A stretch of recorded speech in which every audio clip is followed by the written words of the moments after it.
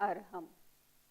हमने जैन धर्म और उसकी प्राचीनता के बारे में पिछले लेक्चर में सुना और ये जाना कि जैन धर्म न हिंदुइज्म की ब्रांच है न बुद्धिज्म की ब्रांच है, बल्कि एक ये स्वतंत्र धर्म है। आज हम भगवान ऋषभ और भगवान महावीर के जीवन दर्शन पर कुछ सुनेंगे। जैन धर्म एक अनादि धर्म है और हर उत्सर्पिणी और अवसर्पिणी काल में 24 तीर्थंकर होते हैं। वर्तमान में अवसर्पिणी काल चल रहा है और इस अवसर्पिणी काल में भी 24 तीर्थंकर हुए, जिनमें प्रथम तीर्थंकर भगवान ऋषभ थे और अंतिम तीर्थंकर भगवान महावीर थे। भगवान ऋषभ का जन्म यौगलिक युग के अंत में हुआ।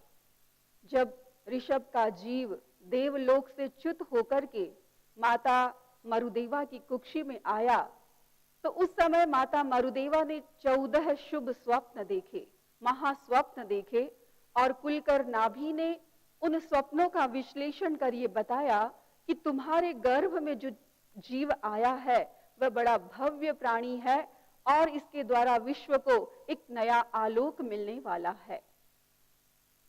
भगवान ऋषभ का जन्म इस अवसर्पिणी काल के तीसरे आरे सुषम दुष्मा में हुआ।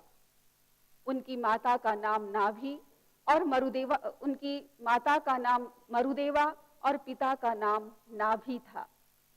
उस समय में एक यौगलिक परंपरा थी। माता मरुदेवा ने एक युगल को जन्म दिया, ऋषभ।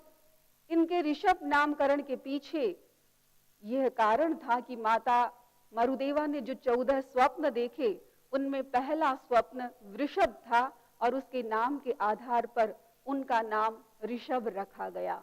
उनके साथ एक पुत्री भी हुई जिसका नाम सुनंदा रखा गया। उस समय में एक युगल को ही जन्म देता था। भगवान ऋषभ के समय में कोई उत्सव, कोई परंपरा ये सब नहीं मनाई जाती थी, लेकिन पहली बार जब भगवान ऋषभ का जन्म हुआ तो कहते हैं कि देवलोक से 64 इंद्र इस धरती पर आए अनेक देवताओं के साथ और भगवान ऋषभ का जन्मोत्सव मनाया गया और कहते हैं कि उसी समय से जन्मोत्सव की परंपरा प्रारंभ हुई। भगवान ऋषभ से पूर्व कोई भी वंश नहीं होता था, लेकिन भगवान ऋषभ का इक्ष्वाकु वंश था। इसके पीछे भी एक छोटी सी घटना आती है कि जब बालक ऋषभ 1 वर्ष के थे तो एक दिन ये अपने पिता की गोदी में क्रीड़ा कर रहे थे और उस समय में इंद्र एक थाली में कुछ खाद्य पदार्थ लेकर के उनके सम्मुख उपस्थित हुए और बच्चे से कहा, इसमें से कुछ भी उठा लो। उस थाली में एक इक्षु का टुकड़ा था, गन्ने का टुकड़ा था। बच्चे ने उस इक्षु को उठा करके चूसना प्रारंभ कर दिया और इंद्र ने कहा कि इस बच्चे को इक्षु बहुत पसंद है, इसलिए इनके वंश का नाम इक्ष्वाकु वंश रखा जाए। उस समय शादी की परंपरा नहीं थी, यौगलिक युग था। जो युगल जन्म लेता वो प्रारंभ में भाई बहन के रूप में होते थे और बाद में वे ही पति पत्नी के रूप में परिणत हो जाते थे। लेकिन सबसे पहले भगवान ऋषभ की 2 कन्याओं के साथ शादी हुई। एक तो उनके साथ जन्मी सुनंदा और दूसरी एक अनाथ कन्या सुमंगला के साथ उनका विवाह हुआ और यहां से ही विवाह करने की परंपरा का प्रारंभ हो गया। ऋषभ से पूर्व यौगलिक एक युगल को ही जन्म देते थे, लेकिन भगवान ऋषभ ने कई नई परंपराओं को शुरू किया और उसमें भगवान ऋषभ के 100 पुत्र भरत, बाहुबली आदि और 2 पुत्रियां ब्राह्मी और सुंदरी हुई।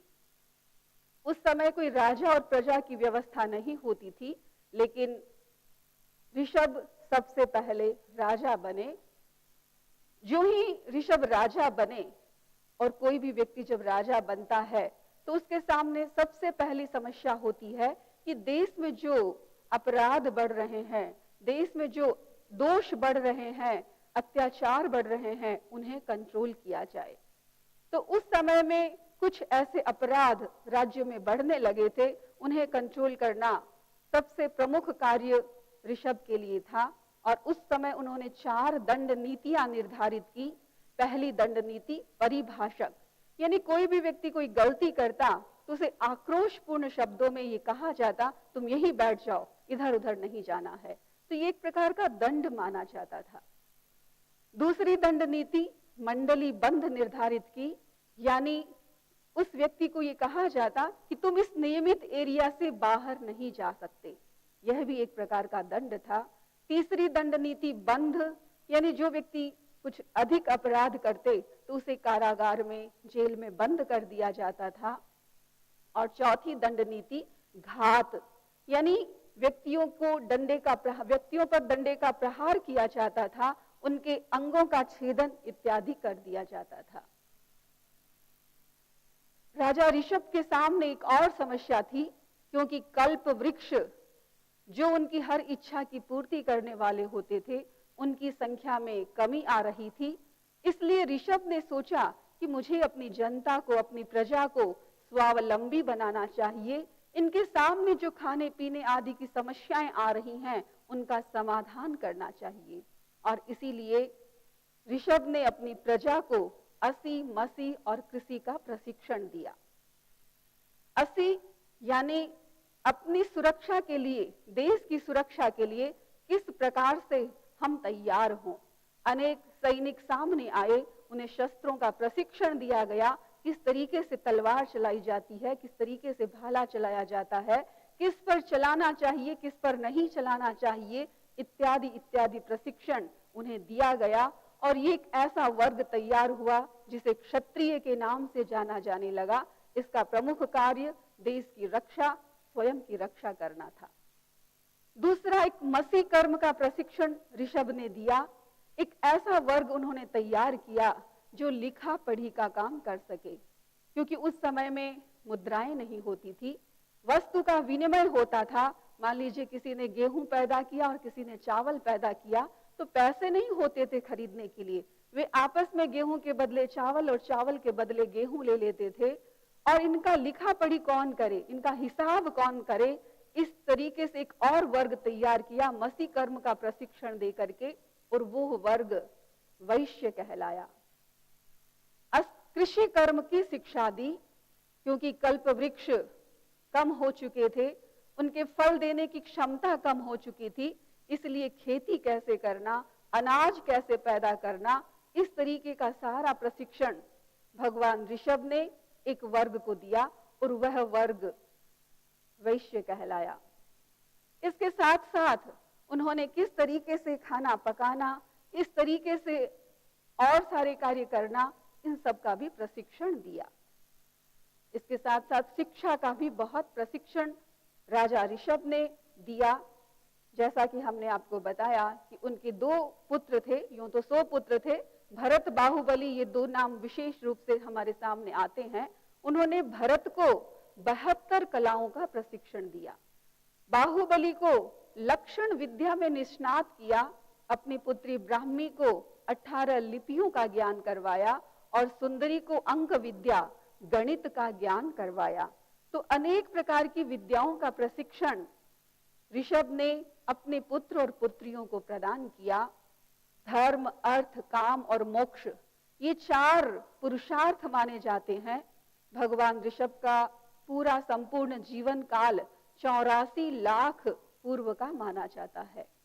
84 लाख पूर्व में उन्होंने 83 लाख पूर्व तक सामाजिक और राजनैतिक मूल्यों की स्थापना की, और फिर उन्होंने सोचा कि अब मुझे संन्यास की ओर आगे बढ़ना चाहिए। अर्थ और काम का प्रशिक्षण मैंने अपनी प्रजा को दे दिया, अब मुझे धर्म और मोक्ष का प्रशिक्षण देना चाहिए। और इस भावना से उन्होंने संन्यास की दिशा में आगे कदम बढ़ाया। संन्यास लेने से पूर्व उन्होंने अपने पुत्रों को बुलाया, और सबसे बड़ा पुत्र जो भरत था, उसे उसका राज्याभिषेक किया और अयोध्या का राज्य उसे सौंपा। शेष 99 पुत्रों को भी अलग अलग जगह का राज्य सौंपा, उसकी जिम्मेदारी दी, और उसके बाद 4000 लोगों के साथ ऋषभ ने दीक्षा ग्रहण की। और उस दीक्षा के अवसर पर 64 इंद्र अनेक देवताओं के साथ देवलोक से आए। उस उत्सव को उन्होंने सेलिब्रेट किया कि भगवान ऋषभ गांव को छोड़ करके जंगल में चले गए और वहां पर जाकर के उन्होंने अपने सारे आभूषण, सारे वस्त्र उतार दिए और सिद्धों की साक्षी से उन्होंने दीक्षा ग्रहण की। दीक्षा ग्रहण कर पंचमुष्टि लोच किया। जब वे लोच कर रहे थे, उन्होंने अपने लेफ्ट राइट साइड का लोच कर लिया, बीच का एक मुष्टि लोच बाकी था। उस समय में कहते हैं कि इंद्र ने कहा ऋषभ से कि आप इन बालों को ऐसे ही रहने दीजिए, ये बाल बड़े सुंदर लग रहे हैं। और कहते हैं कि इंद्र के कहने पर ऋषभ ने उन बालों को एज इट इज रखा। और आज भी आप ऋषभ की मूर्ति यदि कहीं कहीं पर देखेंगे तो उनके बीच में वो बाल आपको दिखाई देंगे। और इसी के कारण उनका एक नाम केशी भी पड़ा, बीच में केश रखने के कारण उनका नाम केशी भी पड़ा।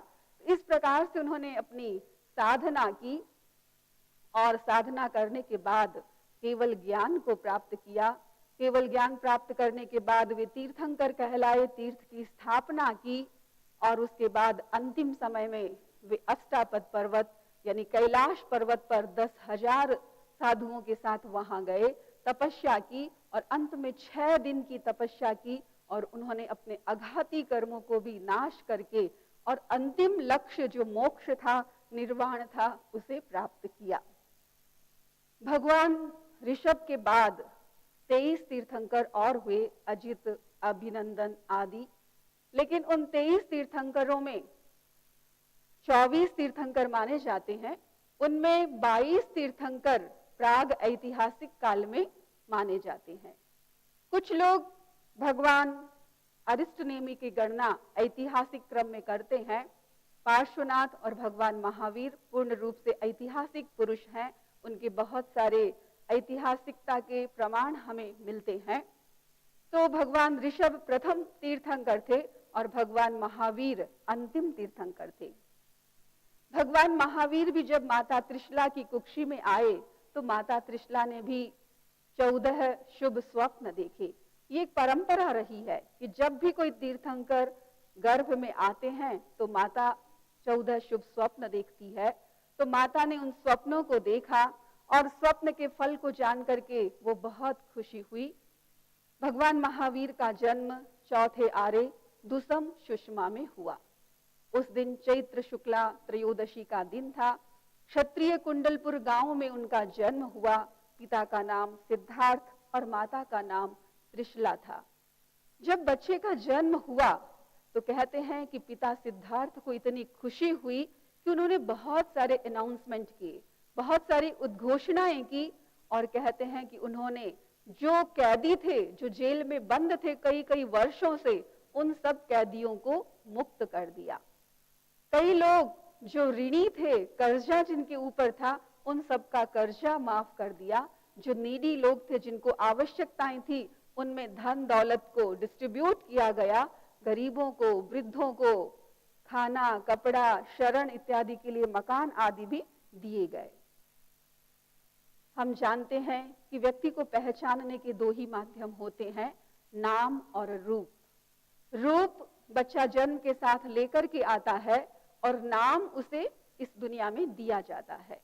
जन्म के बाद बच्चे का नामकरण संस्कार का समय आया तो सोचा गया कि इसको क्या नाम दिया जाए। तो पेरेंट्स ने कहा कि जब ये बच्चा जन्मा, गर्भ में आया, तब से लेकर के आज तक मेरे राज्य में धन धान्य हर दृष्टि से वृद्धि हो रही है, समृद्धि हो रही है, इसलिए हम चाहते हैं कि इस बच्चे का नाम वर्धमान रखा जाए। तो माता पिता ने बच्चे को एक नाम दिया वर्धमान। उनके कई नाम प्रचलित हैं। एक नाम महावीर जो बहुत प्रसिद्ध है, हम सब जानते हैं। ये उनको देवताओं के द्वारा प्रदत्त किया गया, उनकी वीरता और उनके साहस को देख करके। ज्ञात पुत्र, उनका वंश, पिता का वंश ज्ञात वंश था, इसके आधार पर भी उनका नाम एक ज्ञात पुत्र दिया गया। सन्मति यानी उनकी थिंकिंग, उनकी सोच बहुत अच्छी थी, इसके आधार पर उनको सन्मति नाम दिया गया। काश्यप गोत्र से बिलोंग करने के कारण काश्यप नाम भी उनका पड़ा। और विदेह पुत्र।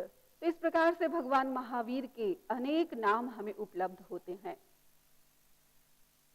भगवान महावीर के बचपन को जब पढ़ते हैं तो लगता है कि वो बचपन से ही कितने साहसी और कितने वीर थे। बचपन की एक घटना आती है कि एक बार वे अपने दोस्तों के साथ खेल रहे थे। उस क्रीड़ा का नाम था आमल की क्रीड़ा। उसमें सब बच्चे दौड़ते हैं एक पर्टिकुलर स्थान से और सामने एक वृक्ष होता है। उस वृक्ष पर चढ़ करके उन्हें नीचे उतर करके वापस अपने स्थान पर आना होता है। तो जो सबसे पहले आता है वो विजयी होता है। सब बच्चे एक साथ दौड़े, वर्धमान बहुत तेजी के साथ दौड़े और वृक्ष पर चढ़ गए। और कहते हैं कि उनके साथ जब वो वृक्ष पर चढ़े तो एक सांप भी उनके साथ साथ ऊपर चढ़ गया। बच्चे तो सांप को देख करके वहीं से भाग गए, लेकिन महावीर वर्धमान डरे नहीं। उन्होंने सांप को हाथ से पकड़ा, एक रस्सी की तरह उसको घुमाया और उधर फेंक दिया। तो उनके साहस को और उनकी वीरता को देख करके उनका नाम महावीर रखा गया। भगवान महावीर अहिंसा के अवतार माने जाते हैं। उनके मन में इतनी करुणा, संवेदनशीलता और सबके प्रति प्रेम की भावना थी। ये बड़े होने के बाद नहीं, बचपन से उनके जीवन में ये सब कुछ था। सुनी होगी आप लोगों ने वो प्रसंग, घटना, जब वो गर्भ में थे तो एक दिन उनके मन में विचार आया कि जब मैं गर्भ के अंदर हलन चलन करता हूं तो शायद माता को बड़ा कष्ट होता होगा, इसलिए क्यों ना मैं हलन चलन करना बंद कर दूं, स्थिर हो जाऊं, कायोत्सर्ग कर लूं। उन्होंने हलन चलन करना बंद कर दिया, बिल्कुल कायोत्सर्ग की मुद्रा में आ गए। मां ने जब देखा कि पेट में कुछ भी हलन चलन नहीं हो रही है तो उन्होंने चिंता व्यक्त की और ये सोचा कि शायद मेरे गर्भ को कुछ खतरा है, बच्चे को कुछ खतरा है, उसे कुछ हो गया है। वो बहुत दुखी हो गई, राजा सिद्धार्थ को बताया। राजा भी आए और उन्होंने पूछा क्या बात है। उन्होंने सारी सिचुएशन बताई। राजा को भी बड़ी चिंता हुई। पूरे राज्य में जहां खुशियां मनाई जा रही थी बच्चे के उपलक्ष्य में, वहां सारे सब तरफ शोक छा गया। सारे वाद्य बंद कर दिए गए और सब बड़े उदास हो गए। कहते हैं कि जो तीर्थंकर बनने वाले होते हैं, भगवान बनने वाले होते हैं, उन्हें बचपन से ही 3 ज्ञान होता है, मति ज्ञान, श्रुत ज्ञान और अवधि ज्ञान। अवधि ज्ञान एक ऐसा ज्ञान है जिसमें व्यक्ति सब कुछ जान सकता है, दूसरे के मन की बात को भी जान सकता है। तो उन्होंने अपनी अवधि ज्ञान से उस गर्भ में स्थित शिशु ने ये देखा कि अरे मैंने तो अच्छे के लिए किया था कि माँ को कोई कष्ट न हो, लेकिन उल्टा हो गया, माँ तो ज्यादा परेशान हो गई। मैंने हिलना डुलना इसलिए बंद किया था कि माता को कष्ट नहीं होगा, लेकिन मेरे हिलने डुलने बंद करने से माँ को बड़ी परेशानी हो रही है। तो कहते हैं कि उन्होंने वापस हलन चलन प्रारंभ किया। जैसे ही वो हलन चलन प्रारंभ हुआ, माँ की चिंता दूर हुई, वह खुश हुई, प्रसन्न हुई कि मेरा गर्भ सुरक्षित है। और कहते हैं कि उस समय गर्भ में उस शिशु ने ये संकल्प किया कि मेरे हलन चलन न करने से माता कितनी उदास हो गई, और यदि मैं जन्म लेने के बाद बड़ा होकर के जब दीक्षा की बात माँ के सामने रखूंगा, संन्यास लेने की बात सामने रखूंगा, तो माँ को कितनी निराशा होगी, कितना दुख होगा। इसलिए उन्होंने गर्भ में ये संकल्प किया कि जब तक माता पिता जिंदा रहेंगे मैं दीक्षा स्वीकार नहीं करूंगा, मैं माता पिता की सेवा में रहूंगा, दीक्षा ग्रहण नहीं करूंगा। ये थी उनकी अपनी माँ के प्रति करुणा की भावना। भगवान महावीर जब 28 वर्ष के हुए तब उनके माता पिता का देहांत हो गया और उन्होंने सोचा कि अब मुझे अपना संकल्प पूरा करना चाहिए। अब तक तो मैं प्रतिबद्ध था, मैं संन्यास ग्रहण नहीं कर सकता था, क्योंकि मैंने संकल्प किया था कि जब तक माता पिता जिंदा रहेंगे मैं दीक्षा नहीं लूंगा। लेकिन अब मेरा वो संकल्प पूरा हो गया है, अब मुझे संन्यास की ओर आगे बढ़ना चाहिए, घर में नहीं रहना है। तो वे कहते हैं कि अपने बड़े भाई नंदीवर्धन के पास गए और कहा कि भाई साहब अब मुझे दीक्षा लेनी है, मैं संन्यास ग्रहण करना चाहता हूं।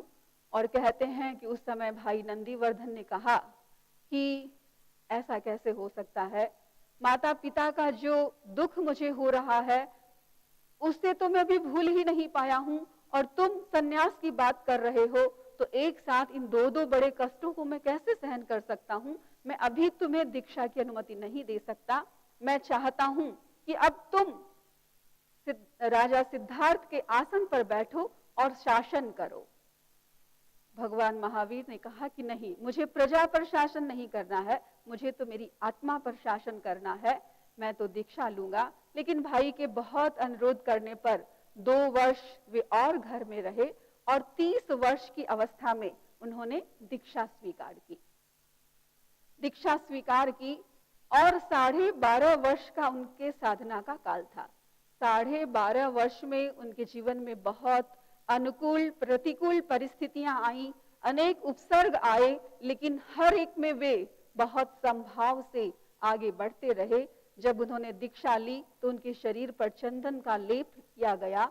उस लेप की सुगंध से अनेक मधुमक्खियां आती और उनके शरीर पर डंक मार करके चली जाती।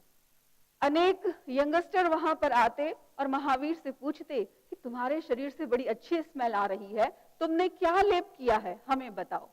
भगवान महावीर की सुंदरता से आकर्षित होकर के अनेक महिलाएं वहां पर आती और उनसे प्रणय की याचना करती, उनसे शादी करने की याचना करती। तो इस प्रकार के अनेक उपसर्ग उनके सामने आए, लेकिन महावीर उनमें विचलित नहीं हुए। और कुछ कुछ कष्ट तो ऐसे उनके जीवन में आए जिसको सुन करके व्यक्ति कांप जाता है। अनेक ऐसे प्रसंग हैं, मैं बहुत सारे प्रसंगों के विस्तार में नहीं जाना चाहूंगी। एक बार जब वे ध्यान में लीन थे, कहते हैं कि कुछ ग्वाले वहां पर आए और उन्होंने अपने बैल महावीर के पास सुपुर्द की और कहे कि हम गांव में जा रहे हैं, आप इनकी देखभाल करना। वे ग्वाले गांव में चले गए, रात्रि में पुनः वापस आए तो देखा कि वहां पर बैल नहीं है। उन्होंने पूछा कि हमारे बैल कहाँ हैं? महावीर तो ध्यान में थे, कोई जवाब नहीं दिया। उन्होंने सोचा शायद इधर उधर चले गए होंगे, वो ढूंढने के लिए इधर उधर गए और उसी समय में बैल वो वापस आकर के महावीर के पास बैठ गए। ग्वाले इधर उधर ढूंढ करके आए और उन्हें बैल मिले नहीं। वो वापस वहां पर आए और देखा कि बैल तो सामने बैठे हैं। तो उन्होंने सोचा कि इस महावीर ने छुपा लिया था। उन्हें बड़ा गुस्सा आया और कहते हैं कि उन्होंने उन पर कोड़ों का प्रहार किया और इतना प्रहार किया, लेकिन महावीर तो अपने ध्यान में लीन थे। इस दृश्य को देख करके इंद्र देवलोक से वहां पर आए और ग्वालों को समझाया कि आप ये क्या कर रहे हो, किसको सता रहे हो, ये तो हमारे भगवान महावीर हैं। भगवान महावीर से उन्होंने प्रार्थना की कि भगवान आप साधना करना चाहते हैं, ये लोग आपको बड़ा परेशान करेंगे, आप कहें तो मैं आपकी सेवा में रहूं, कोई भी आपको परेशान करेगा नहीं, कोई आएगा तो मैं उससे निपट लूंगा। महावीर ने कहा न भूतम न भविष्यति, हम अपनी साधना किसी दूसरे के बल पर नहीं करते, हम स्वयं संघर्षों को सहन करते हैं। भगवान को संगम देव ने एक रात में 20 मारणांतिक कष्ट दिए, इतने भयंकर कष्ट दिए, लेकिन महावीर उन कष्टों में भी विचलित नहीं हुए। वे अनार्य देश में गए, लोगों ने बहुत समझाया कि उस देश में मत जाइए कि वहां के लोग मांसाहार होते हैं, बड़े हिंसक होते हैं, मनुष्य को देख कर उन पर झपट पड़ते हैं। लेकिन महावीर ने कहा नहीं, मुझे तो उनका भी कल्याण करना है। वे वहां पर गए, वहां पर उन्हें लोगों ने बड़ा परेशान किया। बच्चे उन पर थूक देते थे, हाथ में मिट्टी भर के मुट्ठी भर के उनकी आंखों में डाल देते थे, पत्थर फेंकते थे और जंगली कुत्तों को उनके पीछे छोड़ देते थे। न जाने कितनी बुरी बुरी गालियां उनको देते थे। उन सब के बावजूद भी महावीर ने वहां भी अपनी साधना की, समता की साधना की, क्योंकि महावीर का एक ही लक्ष्य था कि मुझे आत्म साक्षात्कार करना है, साधना करनी है। साधना में जो विघ्न है वो है अहंकार और ममकार। महावीर अहंकार और ममकार को जीतने का प्रयास कर रहे थे। उन्होंने जो विशेष रूप से साधना की, उन्होंने अपनी निद्रा पर विजय प्राप्त किया। कहा जाता है कि नींद लेना आवश्यक है, नींद के बिना व्यक्ति जी नहीं सकता, लेकिन महावीर ने 12.5 वर्ष के साधना काल में सिर्फ एक मुहूर्त यानी 48 मिनट्स नींद ली, वो भी एक साथ नहीं, कभी आधा सेकंड, कभी 1 सेकंड, कभी 2 सेकंड। 12.5 वर्ष के साधना काल में उन्होंने सिर्फ एक मुहूर्त नींद ली। उन्होंने भूख पर विजय प्राप्त की। 12.5 वर्ष की साधना काल में उन्होंने सिर्फ 365 दिन भोजन किया, बाकी दिन उनका उपवास होता। कम से कम 2 दिन की तपस्या और अधिक से अधिक 6 महीने की उन्होंने तपस्या की। उन्होंने अपने शरीर पर, आसन पर विजय प्राप्त की। घंटों घंटों, कई दिनों तक, कई महीनों तक वे एक मुद्रा में बैठे बैठे ध्यान करते रहते थे, कायोत्सर्ग करते रहते थे। तो उन्होंने अपने आसन पर भी बहुत विजय प्राप्त की। और इस प्रकार से 12.5 वर्ष तक साधना करते करते उन्होंने केवल ज्ञान प्राप्त किया। वे जंभीय ग्राम में ऋजु बालिका के नदी के किनारे पर गोदोही का आसन में ध्यानस्थ थे और उस समय में उन्हें केवल ज्ञान की प्राप्ति हुई। केवल ज्ञान प्राप्त करने के बाद उन्होंने 30 वर्ष तक धर्म का प्रचार किया, तीर्थ की स्थापना की, अनेक सिद्धांतों की प्ररूपणा की और फिर अंत में उन्हें निर्वाण को, मोक्ष को प्राप्त किया, निर्वाण प्राप्त किया, 4 घाती कर्मों को तोड़ा। जब तक भगवान महावीर थे, जैन धर्म एक धर्म था, वो किसी शाखाओं प्रशाखाओं में डिवाइड नहीं था। लेकिन जब सक्षम नेतृत्व नहीं रहा तो उसके बाद जैन धर्म 2 भागों में विभक्त हो गया, श्वेतांबर और दिगंबर। जो श्वेत वस्त्र धारण करते वे श्वेतांबर कहलाते और जो वस्त्र धारण नहीं करते वे दिगंबर कहलाते। इन दोनों में दार्शनिक दृष्टि से देखें तो कोई ज्यादा मतभेद नहीं है। कुछ आचार संबंधी विशेष मतभेद दोनों में पाया जाता है। उसमें जो मुख्य अंतर हम देखते हैं वो है, श्वेतांबर परंपरा ये मानती है कि स्त्री की मुक्ति हो सकती है, जबकि दिगंबर परंपरा ये मानती है कि कोई भी स्त्री मोक्ष नहीं जा सकती। श्वेतांबर परंपरा ये मानती है कि आवश्यकता के अनुसार वस्त्र, पात्र आदि उपकरण रखे जा सकते हैं, लेकिन दिगंबर परंपरा में ये माना गया कि वस्त्र, पात्र आदि उपकरण रखने वाला साधु नहीं हो सकता। श्वेतांबर परंपरा में ये माना गया कि केवल ज्ञान प्राप्त होने के बाद भी वे भोजन करते हैं, आहार करते हैं, लेकिन दिगंबर परंपरा ये मानती है कि केवली भोजन नहीं करते।